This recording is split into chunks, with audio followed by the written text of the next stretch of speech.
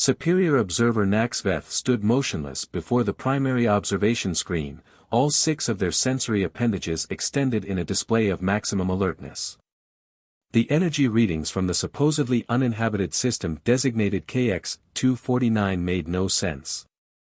They had monitored this sector for 3 standard cycles, and nothing had indicated the presence of advanced civilization. Yet there it was, unmistakable quantum manipulation signatures, far too precise to be natural phenomena. Analysis complete, Superior, announced Junior Observer Melkora, their crystalline form shifting colors in what the crew recognized as excitement. The energy signature matches no known patterns in our database, but the complexity suggests deliberate technological application. Recommendation: closer investigation. The research vessel, Eternal Curiosity, glided silently through the void, its advanced stealth systems making it virtually undetectable to all known forms of scanning technology. The Viridians prided themselves on their observational prowess. After all, they had spent millennia studying the galaxy's species without ever being detected. Their mandate was clear: observe, analyze, catalog. Never interfere. They found the source of the energy signatures orbiting the system's 3rd planet, a modest station that appeared to house no more than 50 beings. The architecture was unfamiliar, lacking the crystalline symmetry of Viridian design or the organic curves of the ZNRX. Most peculiar were the seemingly random protrusions and attachments that covered its surface. Life signs detected, reported Melkora. Bipedal organisms. Internal skeleton. Carbon-based. Their color shifted to deep purple, confusion. Superior, they appear to be operating in multiple shifts despite no apparent external threat. They are experimenting. Naxvetha's appendages twitched. Experimentation without proper oversight. Without the accumulated wisdom of millennia guiding their actions. This was dangerous. The quantum signatures they detected suggested these beings were approaching understandings that had taken the Viridians centuries to safely develop. Inside the station, Dr. Sarah Chen was about to prove just how dangerous human curiosity could be.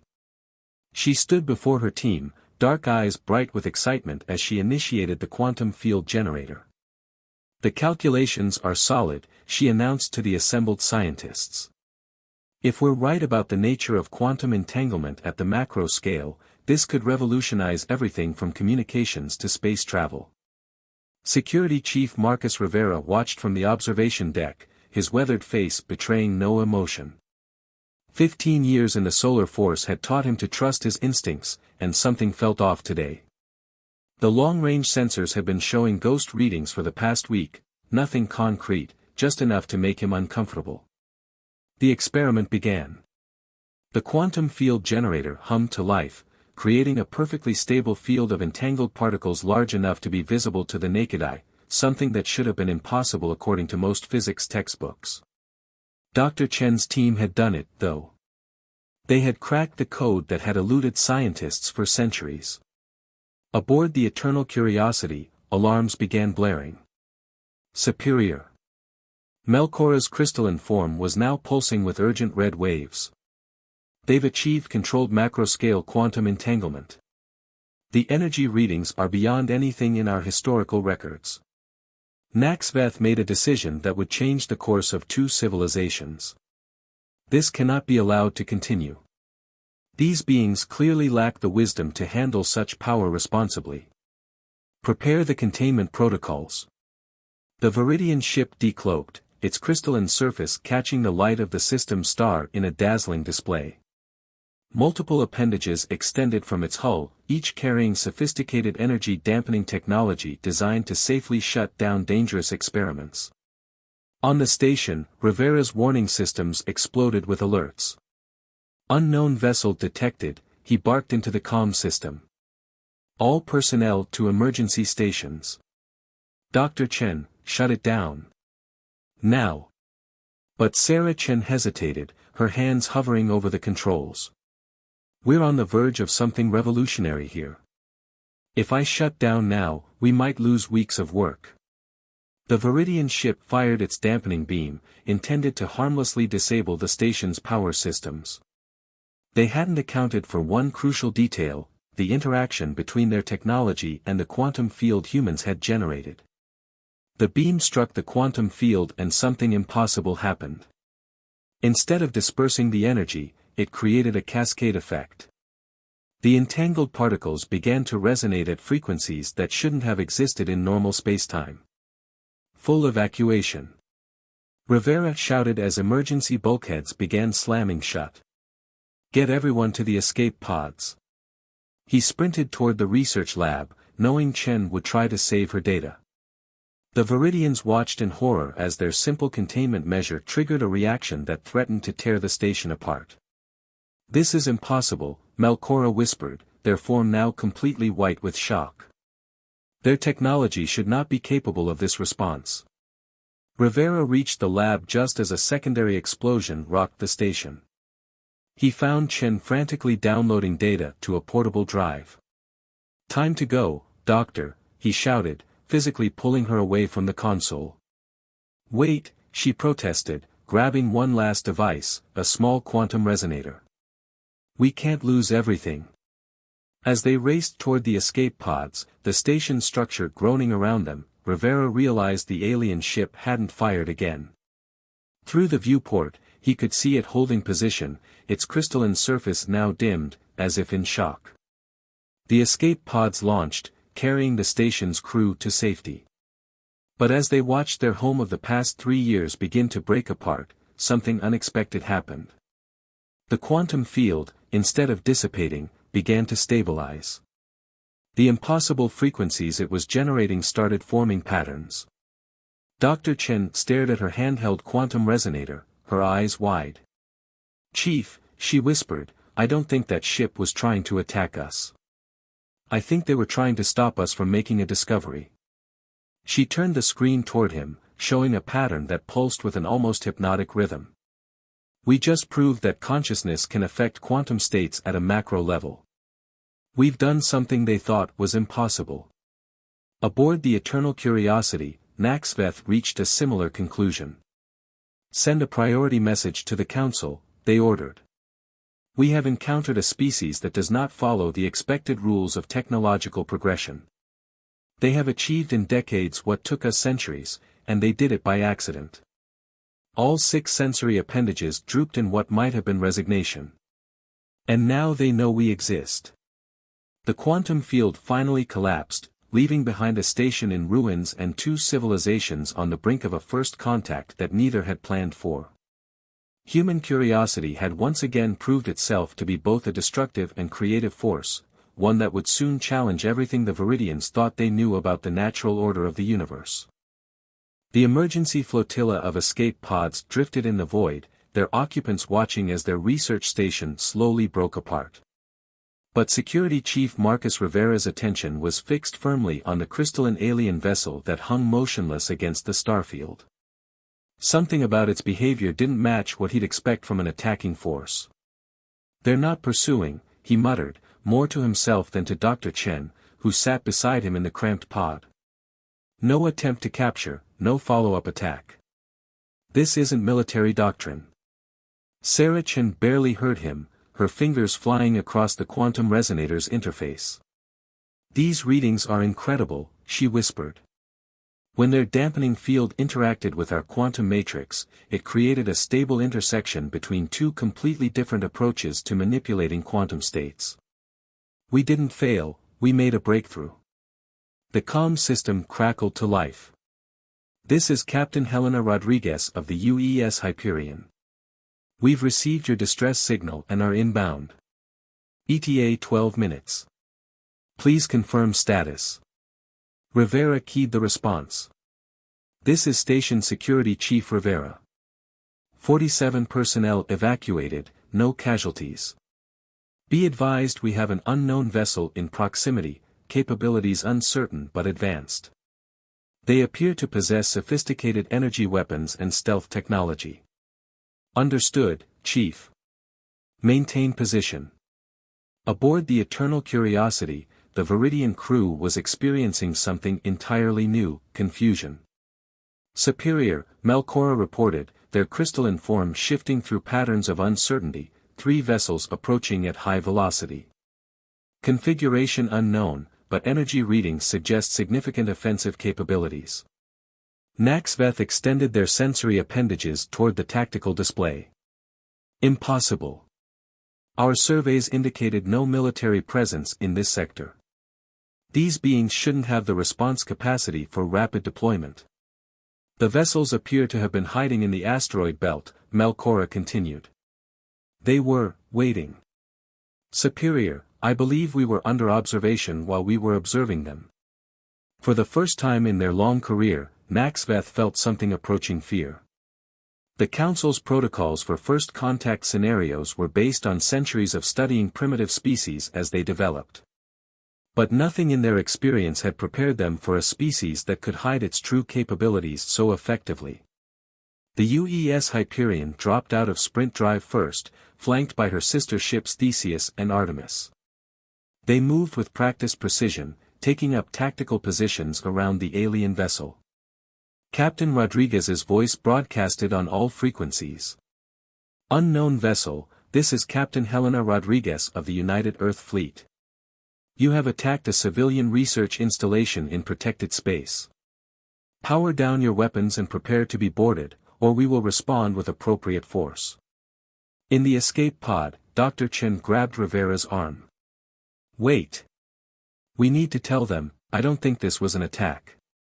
Look at these patterns in the quantum resonance field. They're trying to communicate. Rivera keyed his emergency channel to the Hyperion. Captain, hold fire.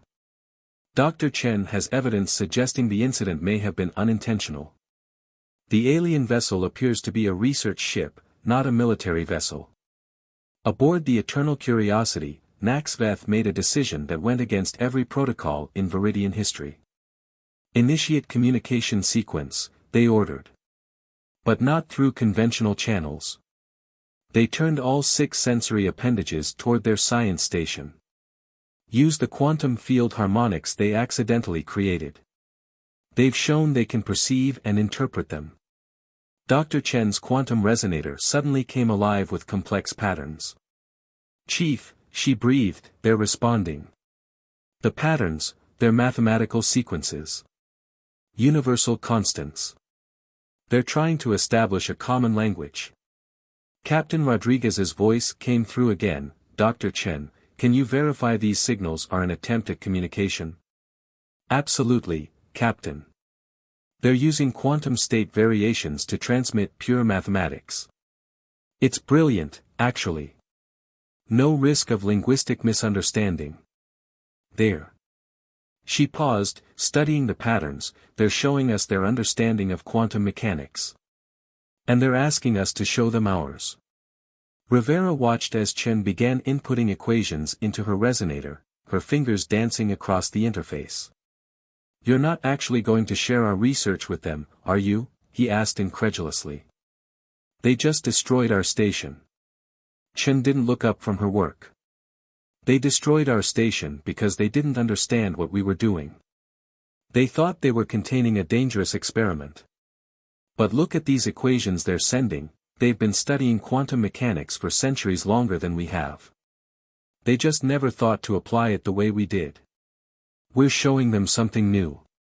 The tense standoff continued for hours as Dr. Chen and the Viridian scientists exchanged mathematical proofs through the quantum field. The human warships maintained their positions, weapons charged but not targeting. The Viridian vessel remained stationary, its crystalline surface now pulsing with subtle patterns that seemed to match the mathematical exchanges. They're a research vessel, Chen finally announced, looking up from her resonator with excitement in her eyes. They've been studying developing civilizations for thousands of years, categorizing how species progressed technologically. We didn't show up on their surveys because we developed differently than any species they've encountered. We made scientific leaps they thought were impossible because we didn't know they were supposed to be impossible. Captain Rodriguez's voice was thoughtful when she responded. Are you saying they attacked the station because we weren't following their expected rules of development? Exactly. They didn't understand how we achieved macro-scale quantum entanglement without centuries of preparatory work. They thought we were accidentally going to trigger a catastrophic event. Chen laughed suddenly. We scared them. Humanity scared them because we're unpredictable. Rivera studied the crystalline ship through the pod's viewport. So what happens now? The answer came in the form of a new pattern on Chen's resonator, a complex mathematical proof that made her eyes widen. They're offering to share their research, she whispered. Centuries of quantum mechanics studies. But they want something in return. What? They want to understand how we think. How we make the leaps we make. They want to study us.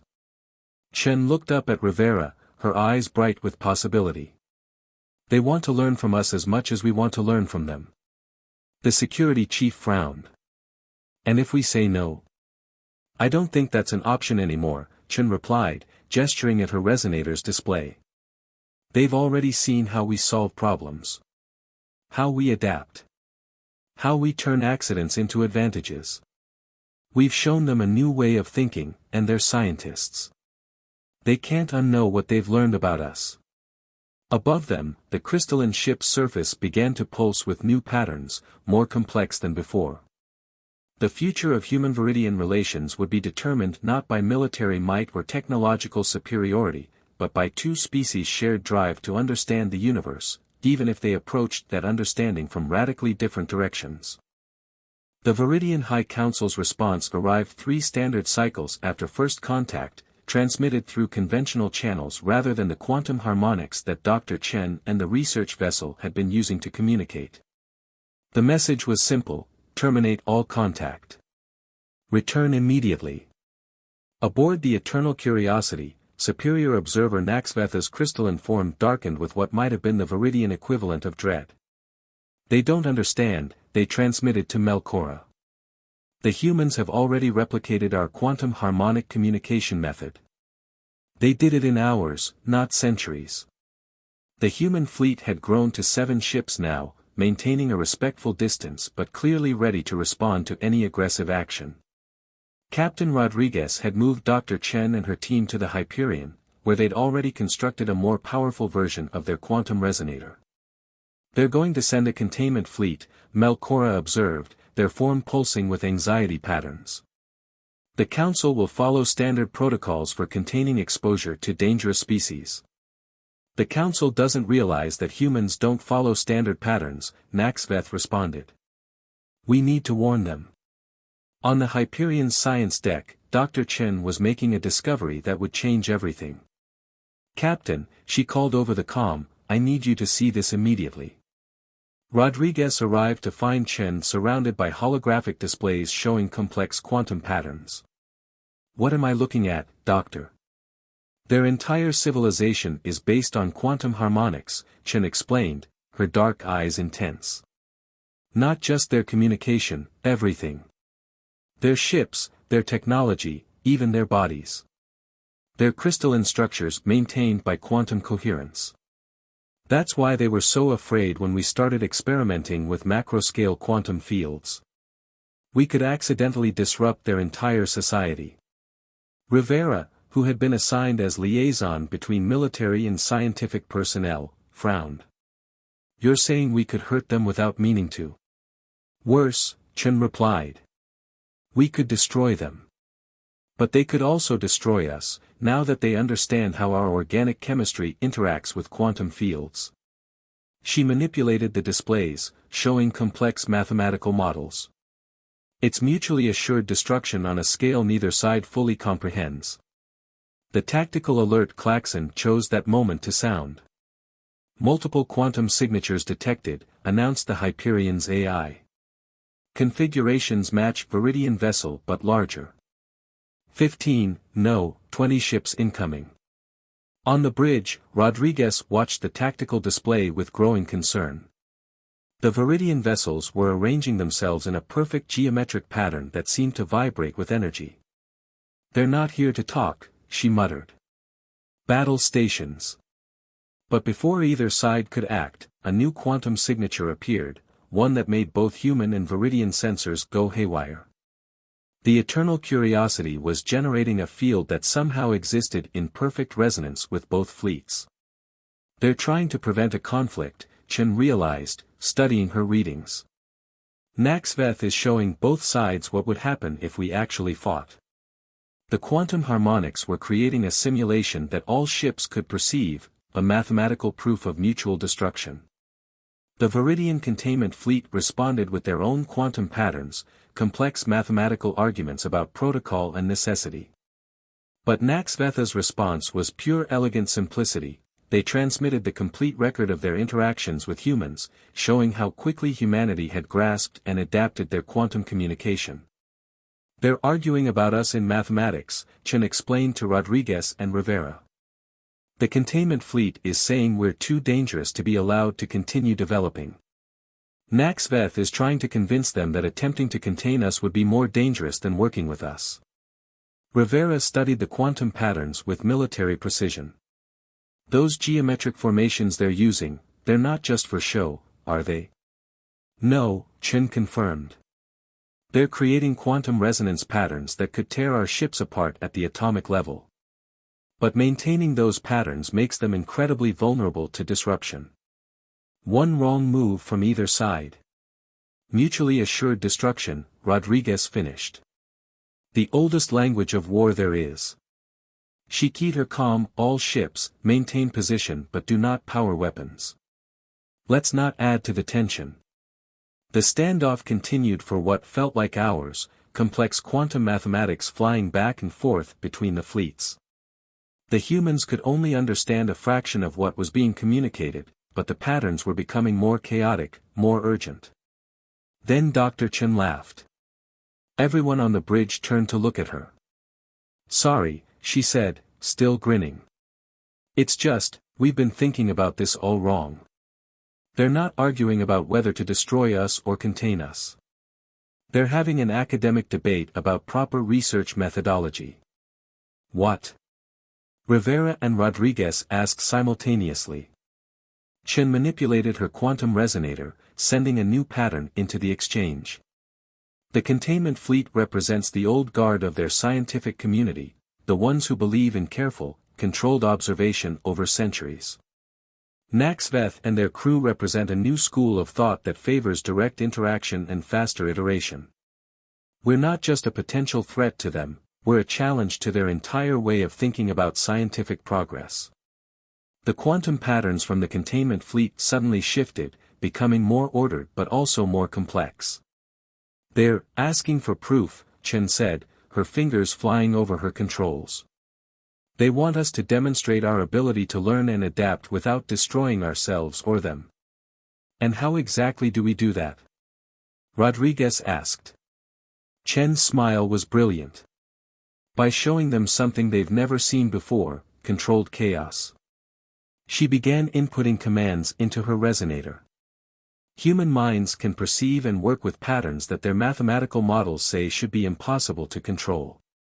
We can improvise, innovate, and most importantly, we can intentionally introduce controlled variants into stable systems to create new possibilities. The quantum harmonics from her resonator began to shift and dance, creating patterns that seemed to simultaneously obey and break the mathematical rules the Viridians had been using. It was jazz played in quantum frequencies, art painted with probability waves. The containment fleet's response was immediate. Their perfect geometric formation wavered as their sensors tried to analyze the impossible patterns humans were generating. But instead of attacking, they began to adapt, their own quantum fields shifting to accommodate and respond to the human-generated chaos. "They're learning," Chen whispered. "And more importantly, they're admitting they have something to learn from us." The standoff was transforming into something else, a dialogue between two fundamentally different approaches to understanding the universe. The Viridian containment fleet's rigid patterns gradually began incorporating elements of human chaos, while the human fleet learned to maintain coherence within apparent randomness. It was first contact all over again, but this time, both sides understood what they were seeing, the birth of something entirely new in the galaxy, a partnership between the ultimate planners and the ultimate improvisers. 26 hours into what historians would later call the quantum standoff, Dr. Sarah Chen made a breakthrough that would reshape two civilizations' understanding of the universe. She had been studying the complex patterns of Viridian quantum communications when she noticed something that everyone else had missed. "They're not just transmitting information," she announced to the assembled human and Viridian representatives aboard the neutral conference room hastily constructed between their fleets. "They're evolving it." Superior observer Naxvetha's crystalline form shifted through patterns of interest. The Viridian had insisted on this face-to-face meeting, despite the containment fleet's objections. "Clarify," they requested, their quantum harmonics translator converting the concept to human speech. Chen manipulated the holographic display, showing overlapping patterns of quantum resonance. "Your quantum communications don't just transmit static information. The messages themselves evolve as they travel, incorporating new data from the quantum fields they pass through. You're not just communicating, you're learning from the very fabric of spacetime." The Viridian Containment Fleet's senior observer, Valcorix, moved closer to the display. Their crystalline form was larger than Naxvetha's, with more complex facets that suggested greater age and status. "This should not be possible," they transmitted. "Human sensory apparatus cannot perceive quantum-level events with such precision." "We can't," Chen agreed. "Not directly. But we can recognize patterns, make intuitive leaps, see connections that pure mathematical analysis might miss. It's why we progress so quickly compared to your models. We don't wait to understand everything before we try something new." Captain Rodriguez watched the exchange with carefully hidden tension. The Hyperion's weapons were still charged, as were those of every ship in both fleets. One wrong move could still start an interstellar war. "Perhaps," she suggested, "we could focus on practical applications of this discovery." Rivera, standing at her shoulder, noticed something odd about the Viridian representatives. Their crystalline forms seemed to be unconsciously shifting to match the quantum resonance patterns Chen was displaying. "They're not just seeing it," he muttered. "They're feeling it." Chen had noticed too. "Your entire species exists in a state of quantum coherence, doesn't it?" she asked the Viridians. "That's why you were so afraid when we started experimenting with macro-scale quantum fields. We weren't just risking our own safety, we were potentially threatening the fundamental basis of your existence." Valcorix's form pulsed with what the humans had learned to recognize as agreement. "Our species evolved in conditions of natural quantum coherence. We maintain this state artificially now, as our civilization has spread beyond our original environment. When we detected your experiments, you thought we might accidentally collapse your quantum states," Chen finished. "But that's not what happened, was it? When your dampening beam hit our quantum field, it didn't disrupt either system. It created a bridge." Naxveth moved to the center of the room, their form casting complex shadows as it interacted with the holographic displays. "This is what I have been trying to explain to the Council. Humans do not follow expected patterns of development because they actively seek to break patterns. They create new possibilities by intentionally introducing chaos into ordered systems. Which should be destructive," Valcorix countered, their form showing patterns of confusion. "Yet somehow they maintain coherence through the chaos. It defies all established models of development." Rodriguez stepped forward. "With respect, that's because your models are based on observation without interaction. You've spent thousands of years watching species develop, cataloging their patterns, but never experiencing how they actually think and solve problems." "A necessity," Valcorix responded. "Direct interaction risks contaminating the natural development of younger species." "But we're not developing naturally anymore," Chen pointed out. "Look at these patterns. Your quantum communication is already incorporating elements of human chaos theory. Our quantum field generators are starting to mimic your crystalline coherence patterns. We're not contaminating each other, we're evolving together." Rivera had been studying the tactical displays while the scientists talked. "The real question," he interjected, is whether that evolution is a threat or an opportunity. The room fell silent as the implications sank in. The containment fleet had been sent to prevent exactly this kind of transformation. But they couldn't deny the evidence of their own quantum senses, the mutation of patterns, the emergence of new possibilities, the stability within chaos that shouldn't have been possible. Perhaps, Naxveth suggested carefully, we have been asking the wrong question. We sought to understand whether humans were a threat to the established order. We should have been asking whether the established order was limiting the potential of both our species. Valcorix's form shifted through complex patterns of consideration. The Council fears what we cannot predict or control. Humans represent the ultimate unknown, a species that actively seeks to transform chaos into new forms of order. But that's exactly why this is so important, Chen pressed. Your species has mastered quantum coherence in ways we can barely comprehend. We've developed ways to work with quantum fields that you never imagined possible. Together, Rodriguez finished, we could both become something more than we are alone. The quantum harmonics in the room began to shift, aligning into new patterns that were neither purely human nor purely viridian. The crystalline forms of the aliens seemed to resonate with these hybrid frequencies, while the humans felt something they couldn't quite explain, a sense of connection to the quantum fabric of reality itself.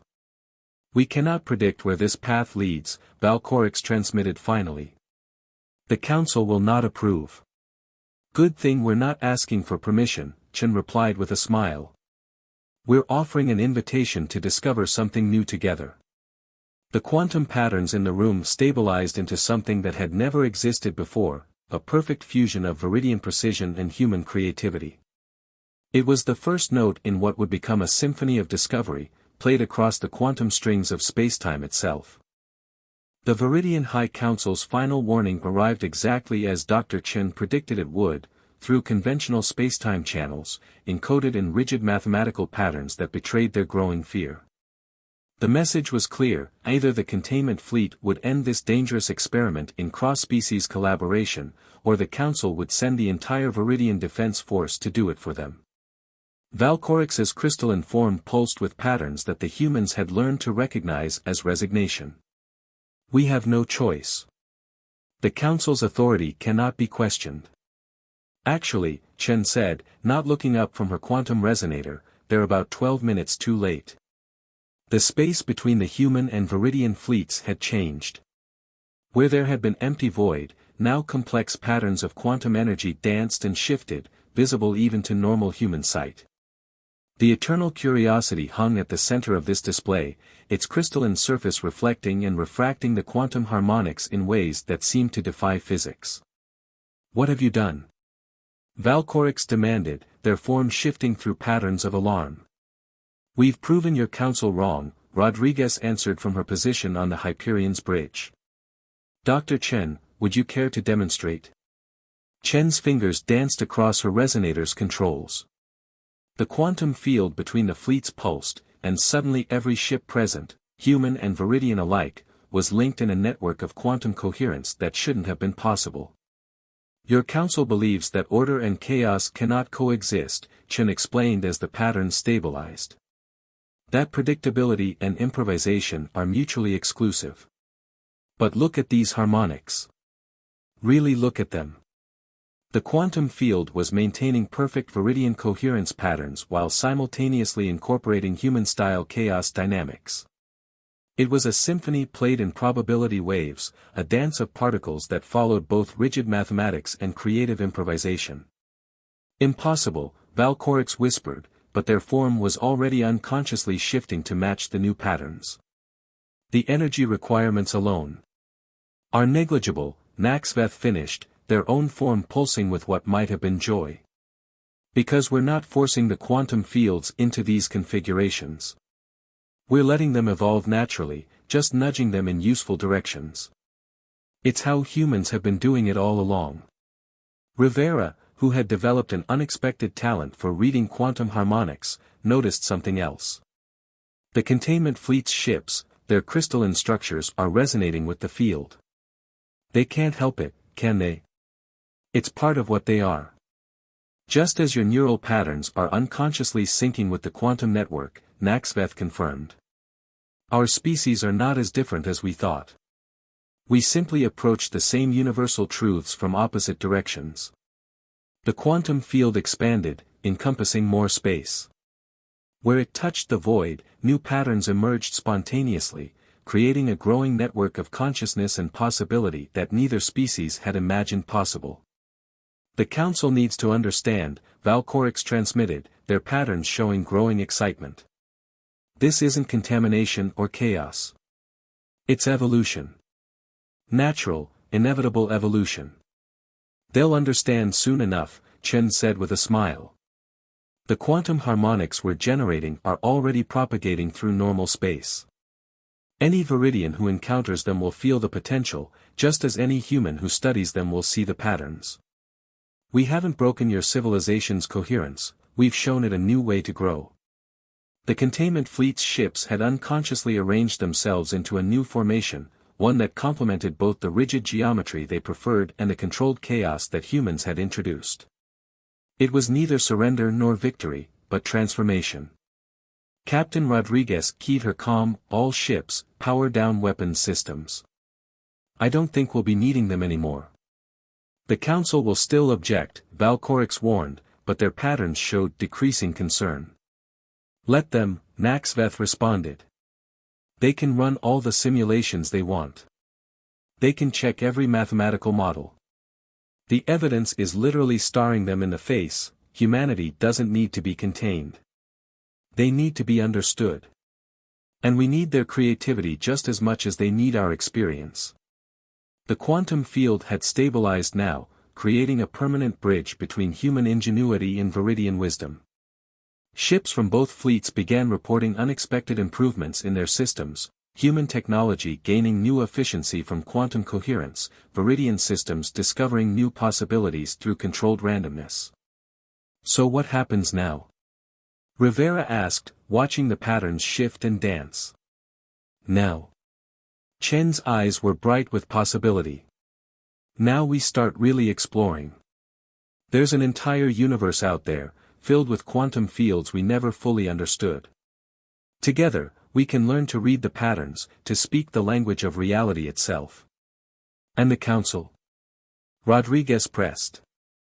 We'll adapt, Valcorix answered, their forms showing patterns of certainty. It is, after all, the natural order of things. Even perfect crystalline structures must sometimes accommodate new formations to become stronger. The quantum harmonics pulsed one final time, settling into a stable pattern that was neither human nor Viridian, but something entirely new. It was the first page of a new chapter in galactic history, the story of how two vastly different approaches to understanding the universe came together to discover something greater than either could have achieved alone. In the end, it wasn't human determination or Viridian wisdom that won the day. It was the price of curiosity, the inevitable result of two species willing to risk everything they thought they knew in the pursuit of greater understanding.